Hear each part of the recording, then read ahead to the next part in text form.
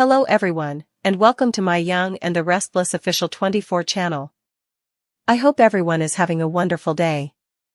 Before we begin, please hit the subscribe button and give this video a thumbs up. Lauren Fenmore Baldwin has always been a woman who prided herself on loyalty, resilience, and the fierce protection of those she loved, particularly her husband Michael Baldwin.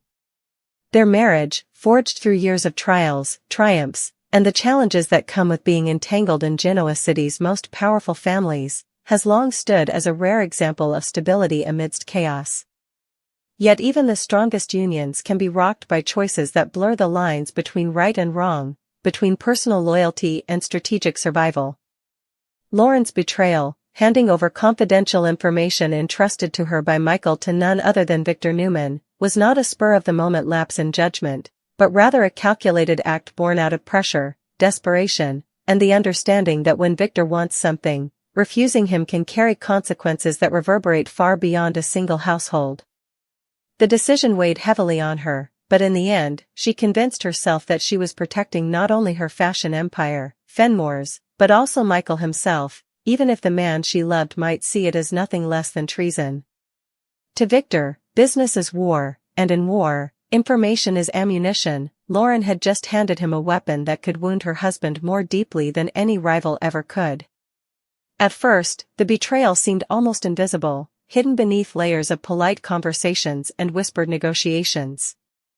Lauren had sat across from Victor at society, sipping wine with perfectly painted composure, while inside her heart pounded like a drum. Victor's eyes, sharp and unyielding, bore into her as he spoke in that commanding tone that left little room for refusal. He knew what she knew, and he knew she would not want to risk losing everything she had built. Victor had a way of cloaking demands as opportunities, of making threats sound like promises of protection, and Lauren, seasoned though she was, found herself entangled in his web. The information she provided wasn't just harmless gossip, it was privileged, confidential data Michael had shared with her in confidence, assuming his wife would hold his secrets as sacred as their vows. It was about legal strategies, key players in a high-profile case, and the vulnerabilities of people Michael had sworn to defend. In Victor's hands, those details became tools for manipulation, leverage he could use to bend others to his will. And while Lauren told herself she had only revealed enough to keep Victor satisfied without causing real harm, she underestimated the Newman patriarch's ability to weaponize even the smallest of truths. The real fracture came not when Victor wielded the information, but when Michael discovered the betrayal. Michael Baldwin, a man who had clawed his way out of darkness, built his career on integrity, and endured endless battles against his own demons, was blindsided when he realized that the woman he trusted most had been the very one to compromise his work. For Michael, trust wasn't just a concept, it was his anchor, the foundation of the life he had fought to build after years of questionable choices and moral ambiguity. When he looked at Lauren, he didn't just see his wife, he saw his partner in every sense of the word, the person who knew his flaws and loved him anyway. To know that she had taken what he shared in confidence and handed it to Victor, of all people, was nothing less than shattering. In his mind, it was as if the walls of their marriage had been cracked, the sanctuary of their home breached by the one person who should have protected it most fiercely. Lauren, for her part, tried to explain. She insisted that she did what she thought was necessary, that she had acted under impossible pressure, that Victor's shadow loomed so large she could not see a way forward without conceding to him.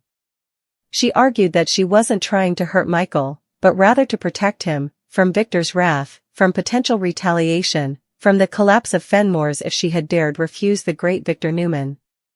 But Michael, wounded and furious, couldn't easily accept her reasoning. In his eyes, there had always been a choice, to trust him enough to face the threat together, to confide in him about Victor's pressure rather than making a unilateral decision that undermined his work and their bond.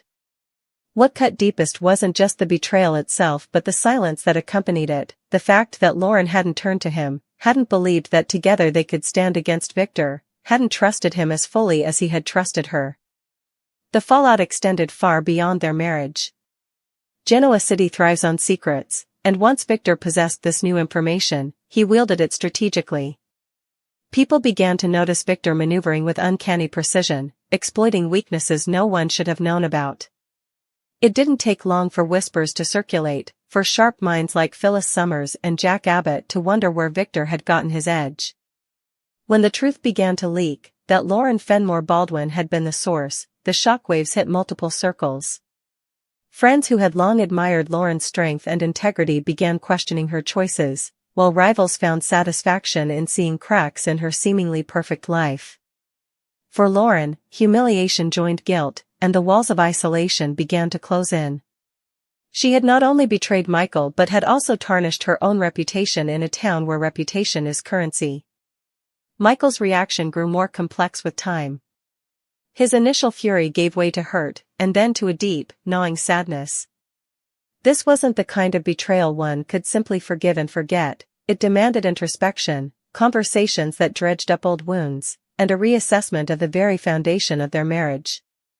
Michael wondered if perhaps he had been blind, if he had taken for granted that Lauren would always stand by him as steadfastly as he had stood by her. He questioned whether his own history, the mistakes of his younger years, his occasional moral compromises, had somehow set the stage for her decision, whether she had believed he couldn't or wouldn't understand the complexity of her dilemma. In his most vulnerable moments, Michael feared this was more than just a mistake, it was a symptom of something broken between them, a crack that might never fully heal. Yet, as much as betrayal hurt, love complicated matters. Michael still loved Lauren with the same depth he always had. Their history, their shared life, their family, all of it bound them together in ways neither could easily sever. For Lauren, her guilt was overwhelming. She knew she had hurt the man who had been her rock, and though she had her reasons, she could not deny the pain she had caused. She became consumed with proving her loyalty anew, with finding ways to show Michael that this mistake did not define her, that she was still the woman who would fight tooth and nail for him, even if she had stumbled when it mattered most. The question, however, was whether Michael could ever look at her the same way again, whether trust once shattered could be pieced back together without the cracks always being visible. Victor, of course, remained unrepentant. To him, Lauren's betrayal wasn't betrayal at all but business as usual, another example of the weak bending to the strong. If Michael took issue with his wife's actions, that was Michael's problem, not his. In Victor's mind, everyone in Genoa City had a price, and Lauren had simply proven she was no exception. But Victor underestimated the ripple effect this betrayal would cause in his own life, for Michael Baldwin was not a man to take such a wound lightly. While Michael's fury toward Lauren might soften over time, his anger toward Victor only grew sharper. For Victor, gaining information was a victory, for Michael, it was a declaration of war. In the end, Lauren's betrayal became more than just a personal misstep, it became a test of resilience, of whether love could survive betrayal, whether trust could be rebuilt, and whether one mistake could undo years of devotion.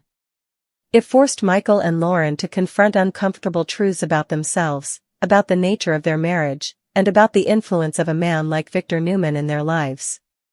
The road ahead promised to be fraught with tension, with moments of tenderness colliding with flashes of anger, with attempts at reconciliation shadowed by memories of betrayal. For the people of Genoa City, it was yet another reminder that even the most solid relationships can be shaken, that trust is both fragile and invaluable, and that in a world where power reigns supreme, no one, not even Lauren Fenmore Baldwin, is immune to making a choice they may spend a lifetime regretting.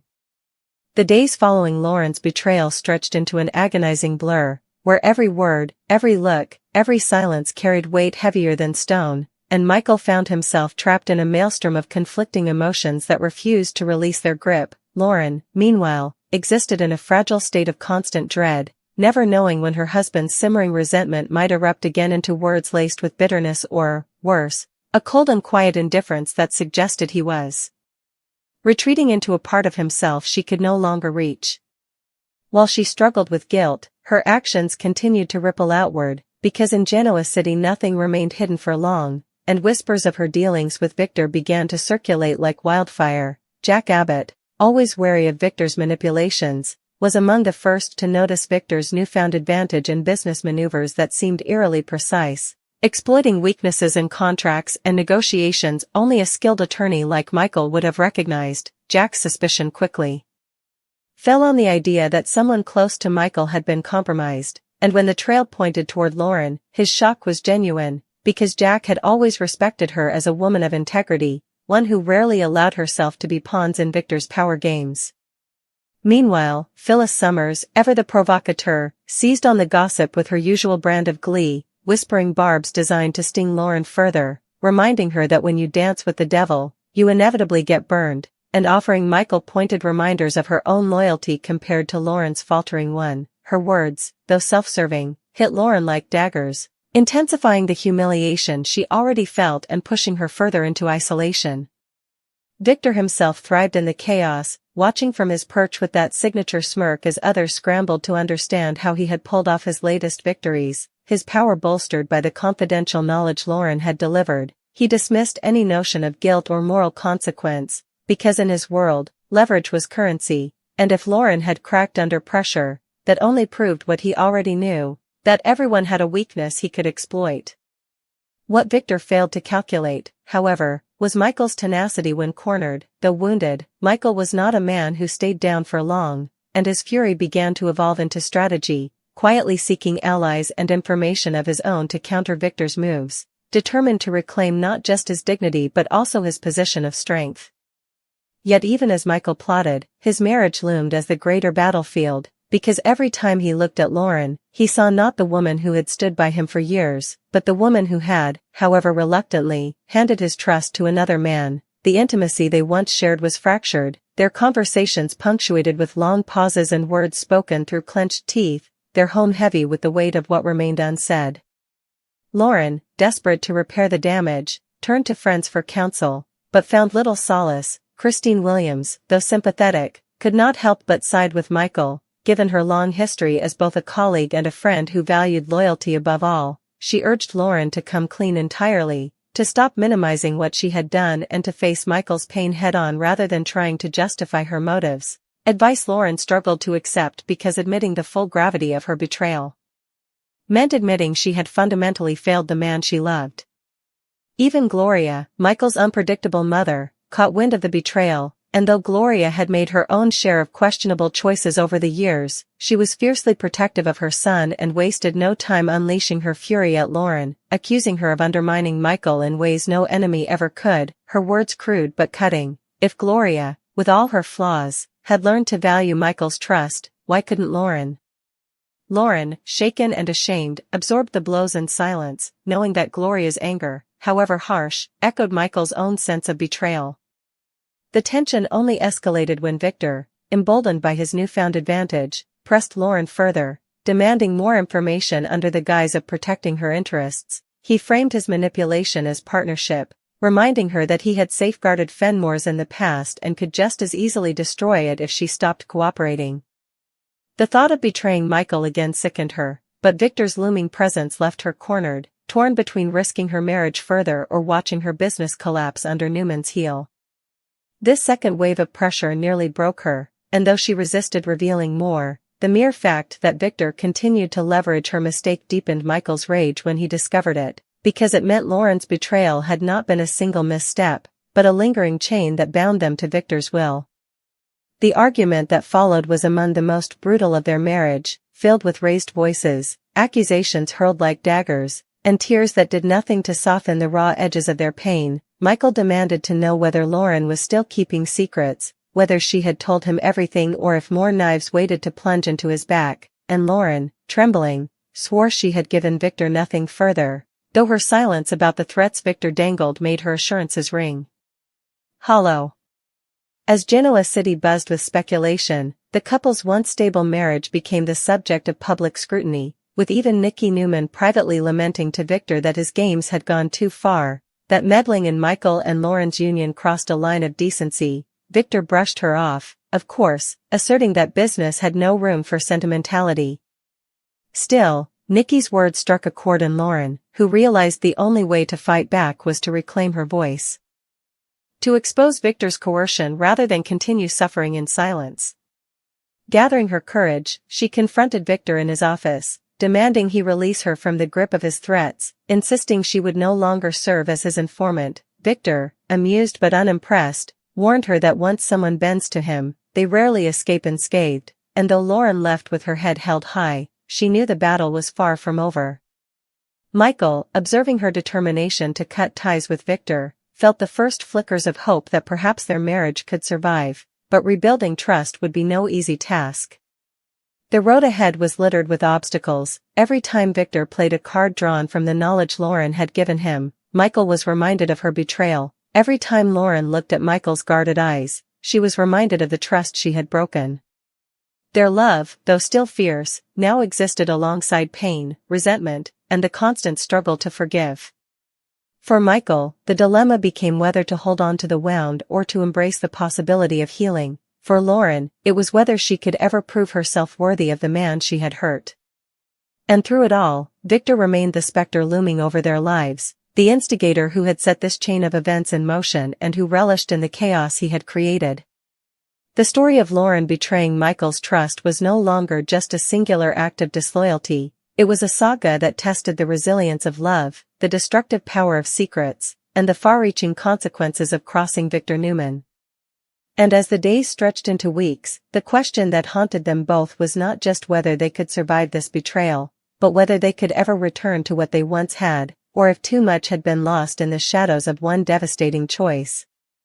As the weeks dragged forward, the silence between Lauren and Michael became almost as deafening as the arguments that had erupted in the immediate aftermath of her betrayal, because silence meant avoidance meant unspoken doubts, and unspoken doubts were poison in a marriage built on trust. Every glance at the dinner table, every half-hearted attempt at small talk, carried the weight of a chasm neither was quite ready to cross, yet beneath that tension lay an undeniable undercurrent of longing, because despite everything, love still anchored them together, refusing to let go even as bitterness tugged at the seams.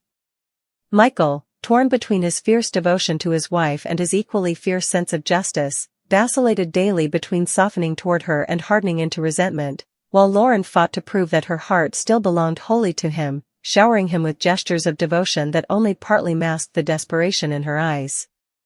Yet for all their efforts to reconcile, Victor remained a constant shadow, his manipulations threading through their days like a dark tapestry. He began to deploy the confidential information Lauren had given him not only to crush opponents in business but also to toy with the Baldwins, sending subtle reminders that he still held power over them, calculated little provocations that reopened wounds Lauren was desperate to close. When Michael discovered that Victor had used one of those details to quietly destabilize a case he was preparing, his fury reignited with scorching intensity, because it proved that Victor's reach extended beyond business into Michael's very livelihood, turning Lauren's betrayal from a private wound into a professional liability. The humiliation of walking into court knowing the opposing side seemed one step ahead gnawed at him, forcing him to relive the moment he realized the woman he trusted most had been the one to hand Victor the ammunition he now fired without mercy.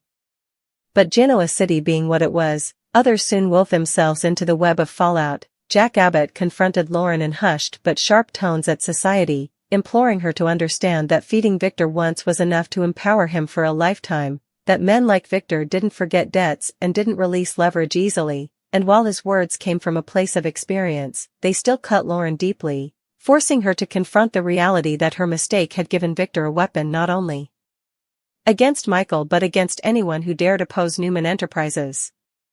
Christine, ever the moral compass, continued urging Michael to take a step back from bitterness and consider the years of loyalty Lauren had shown him, but even her steady voice could not erase the sting of betrayal. Meanwhile, Phyllis, delighting in every crack in the Baldwin marriage, stoked the flames whenever possible, dropping sly comments that Michael would be better off with someone who truly appreciated him and suggesting Lauren's betrayal proved she had always been too close to Newman.